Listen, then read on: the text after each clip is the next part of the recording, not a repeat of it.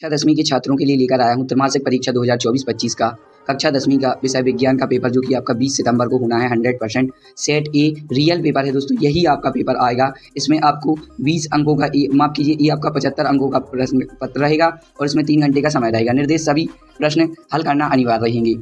ये आपका नियम है। 1 से 4 तक 1 अंक, 6 से 17 तक 2 अंक, 18 से 20 तक 3 अंक और 21 से 23 तक 4 अंक। और ये आपका सही विकल्प चुनकर लिखिए। निम्नलिखित में से कौन सा भौतिक परिवर्तन नहीं है? तो पहला इसका, दूसरा, तीसरा, चौथा। तो ये आपके सही विकल्प हैं दोस्तों।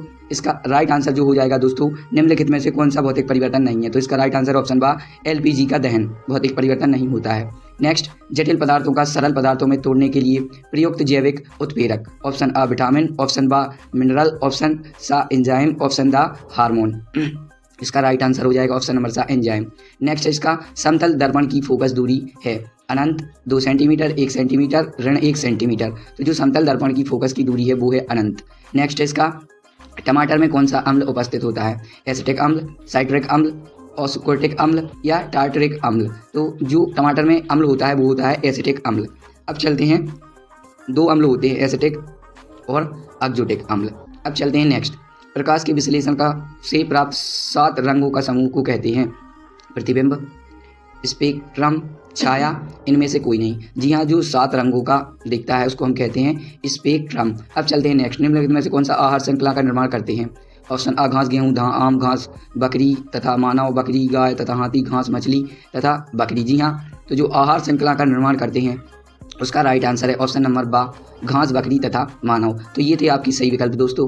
अब चलते हैं प्रश्न क्रमांक 2 की तरफ। रिक्त स्थानों की पूर्ति कीजिए। ये भी आपके 1 नंबर के क्वेश्चन हैं। हमारे शरीर की कोशिकाओं स्तर पर भोजन का दहन खालिस्तान कहलाता है। जी हाँ दोस्तों, वो कहलाता है मंद दहन। अब चलते हैं नेक्स्ट, आमाशय से निकलने वाले प्रोटीन पाचक विकर का नाम खालिस्तान है। तो जो इसका राइट आंसर है वो हो जाएगा पेप्सिन। अब चलते हैं नेक्स्ट, गोलीय दर्पण की फोकसी दूरी उसकी विकृता त्रिज्या की खालिस्तान होती है। तो इसका राइट आंसर होता है आधी। नेक्स्ट, प्रिज्म द्वारा खालिस्तान रंग की प्रकाश किरण का विचलन सर्वाधिक होता है।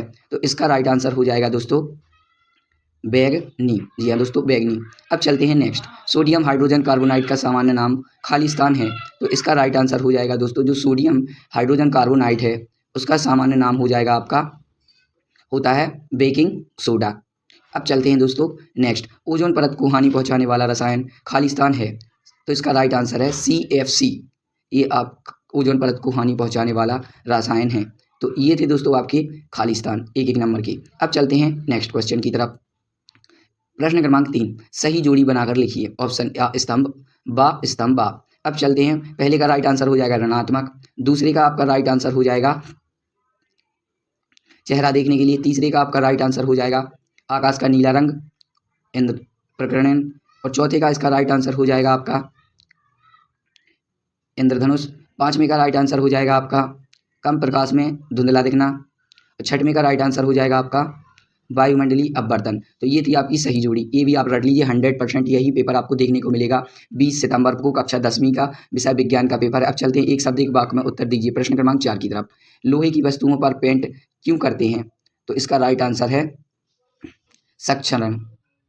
संरक्षण के लिए। भोजन का पाचन आहार नली में किस भाग से प्रारंभ होता है? तो इसका राइट आंसर हो जाएगा आपका मुंह से, मुंह से शुरू होता है। अब चलते हैं नेक्स्ट, उस दर्पण का नाम बताइए जो बिंब का सीधा तथा आवर्धित बड़ा प्रतिबिंब बना सके। जी हाँ दोस्तों, वो बिंब जो बड़ा सीधा आवर्धित बड़ा प्रतिबिंब बना सके वो है, उसका राइट आंसर है दोस्तों अवतल। जी हाँ दोस्तों, अवतल दर्पण। अब चलते हैं नेक्स्ट, अम्लीय वर्षा का pH मान कितना होता है? तो अम्लीय वर्षा का pH मान होता है 5-6 से कम। अब चलते हैं नेक्स्ट, जो पदार्थ सूक्ष्मजीवी तथा अवघटित नहीं होते क्या कहलाते हैं? जी हाँ दोस्तों, ये भी काफ़ी इंपॉर्टेंट क्वेश्चन है, इसको भी आप कर लीजिए।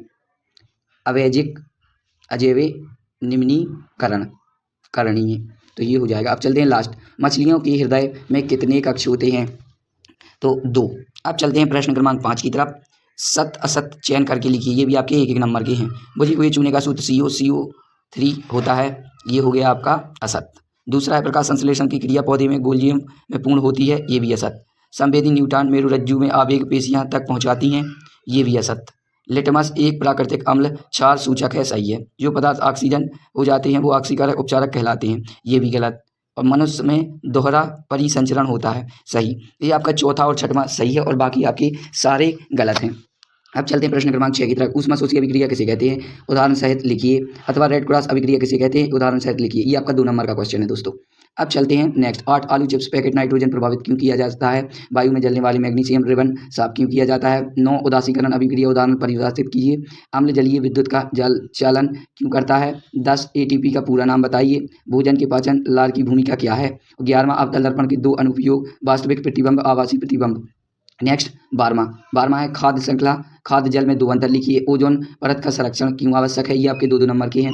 13 जाइलम फ्लोरम में 2 अंतर अथवा थमनी सिरा में 2 अंतर लिखिए। 14 श्वसन को ऊष्माक्षेपी अभिक्रिया क्यों कहते हैं अथवा आलू चिप्स के पैकेट नाइट्रोजन से प्रभावित किया जाता है, ये है 14। 15 हाइड्रोकार्बन क्या है, उदाहरण देकर समझाइए। अथवा साबुन तथा अपमार्जक के 2 अंतर, ये भी आपका 2 नंबर का है। ये 16वां है आपका माइटोकॉन्ड्रिया को कोशिका का बिजली घर क्यों कहते हैं अथवा अजीबा में पोषण की प्रक्रिया किस प्रकार होती है। 17वां उस लेंस की फोकस दूरी ज्ञात कीजिए जिसकी क्षमता 20D है। और ये 18वां है आपका संतुलित रासायनिक समीकरण। और अथवा इसका जब लोहे की और ये 19वां है इसका। ये आपका 3 नंबर का रहेगा, 18 19वां। और ये है आपका 19 का अथवा। और ये है आपका प्रश्न क्रमांक 20 तंत्रिका कोशिका का नामांकित चित्र बनाइए, ये भी आपका 3 नंबर का रहेगा। और ये आपका 21 अम्लीय वर्षा, इसका जीवधारिये का प्रभाव पड़ता है, तो ये है आपका 21। ये आपका 22 और ये आपका 23। तो थैंक यू दोस्तों वीडियो को एंड तक देखने के लिए। अगर वीडियो अच्छी लगी हो तो लाइक कमेंट शेयर जरूर कीजिए और इसके जो आंसर हैं वो मैं अगली वीडियो में अपलोड कर दूंगा। तो अगर आप इस चैनल पर नए हैं तो इस चैनल को सब्सक्राइब कर लें, लाइक कमेंट शेयर जरूर करें। धन्यवाद।